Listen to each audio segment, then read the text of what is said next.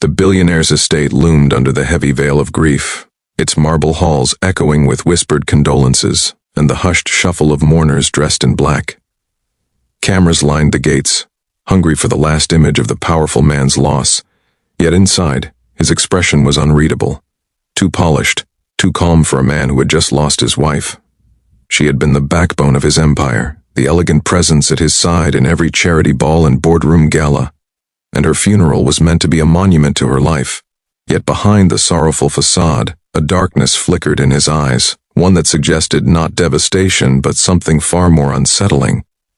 The guests mistook his stillness for strength, unaware that beneath the tailored suit and flawless mask, he carried a secret too dangerous for anyone to suspect. As the choir sang a somber hymn, the billionaire's hand rested lightly on the casket, his lips murmuring what others assumed were prayers. In reality, he was counting down the minutes until the ceremony ended. To him, this was not an ending but a release, an unshackling from vows he no longer respected and a life he had long since abandoned emotionally. His wife had known of his betrayal but carried her dignity in silence, never allowing scandal to taint their public image. Now, her silence was eternal, her voice gone, and the world would think him a widower shattered by grief. He let a tear fall at the perfect moment, knowing the cameras would catch it, sealing the illusion of a faithful, grieving husband. The truth, however, was that he had already planned what came next. The funeral ended in a storm of black umbrellas, luxury cars, and rain-washed streets that seemed to mourn more deeply than he did. As soon as he entered his private limousine, the mask slipped, and a smirk tugged at his lips. He reached for his phone, scrolling past messages of condolences, until he landed on the name that had consumed his nights for years. His mistress, hidden in the shadows of his empire, had waited impatiently for this very moment, the day they would no longer need to sneak in whispered calls or stolen embraces. With one press of a button, he set into motion a conversation that would twist the meaning of grief into something unrecognizable. "She's finally gone," he whispered into the phone, his voice steady but low, as if confessing a sin he had rehearsed 1,000 times. There was silence on the other end, followed by a soft laugh that dripped with both triumph and relief. His mistress had played the role of the invisible companion, the woman who endured secrecy and stolen moments, always living in the shadow of another. Now the shadows had lifted. "Son, come to me," he said, his tone shifting from restrained grief to impatient hunger. In his mind, the future he had craved for years had arrived, wrapped in freedom and luxury. But fate had a way of unraveling carefully spun webs at the very moment they seemed most secure. In her modest apartment across the city, the mistress slipped into a black dress, not for mourning but for celebration. She poured herself a glass of wine, toasting to a new life she believed was finally hers. For years she had endured promises, whispers of divorce, talks of estates and titles that never came to pass. But now, the billionaire's words had given her the certainty she craved. As the rain lashed against her window, she painted her lips red and practiced the smile she would wear when she finally stepped into the role she had coveted all along. She imagined walking through those marble halls not as a secret, but as the woman of the house.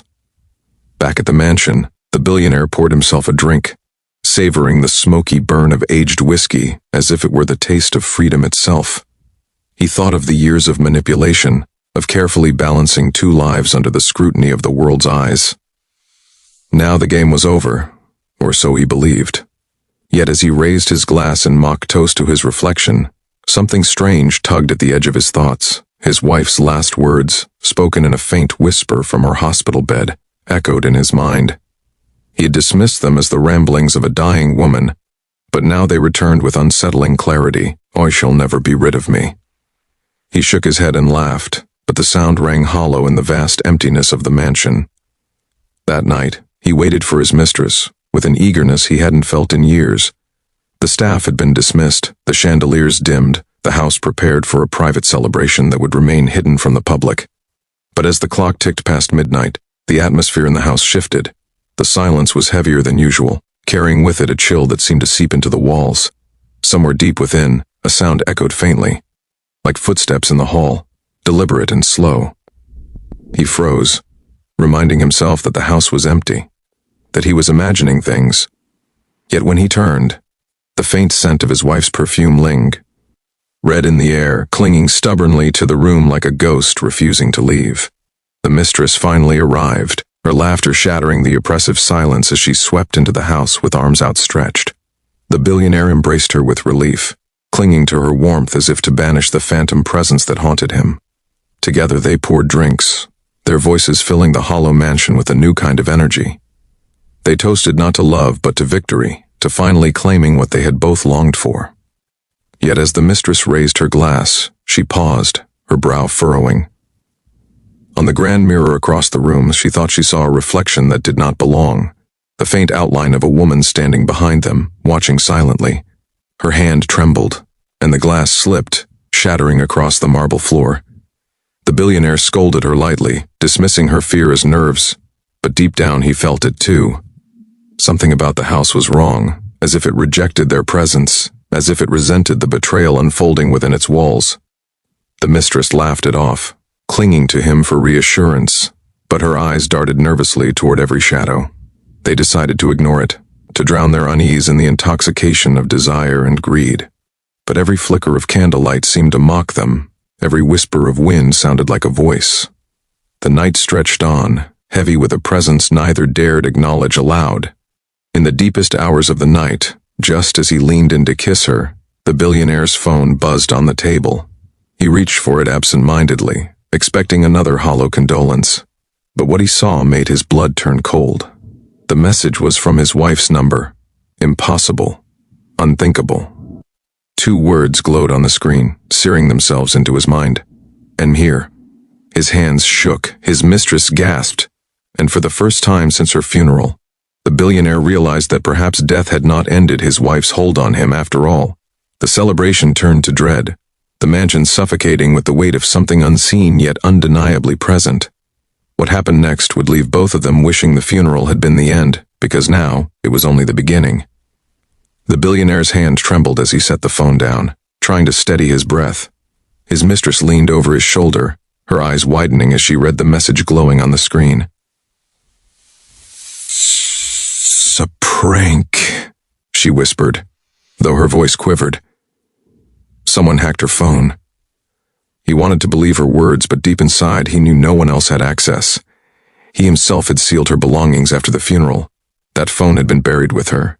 His jaw clenched as a wave of icy dread washed through him, and for the first time in years, he felt powerless in his own home. The mistress tried to laugh it off, but the unease grew heavier between them. Every corner of the mansion seemed to hold her gaze. Every creak of the wooden floors sounded deliberate, almost alive. "Maybe we should leave," she suggested nervously, her hand clutching his arm. But he shook his head, unwilling to surrender his empire, or his pride, to shadows and illusions. "This is my house," he said firmly, though the crack in his voice betrayed his fear. Still, he poured another drink, as if alcohol could drown out the presence that surrounded them. Then, without warning, the lights flickered. The chandeliers above them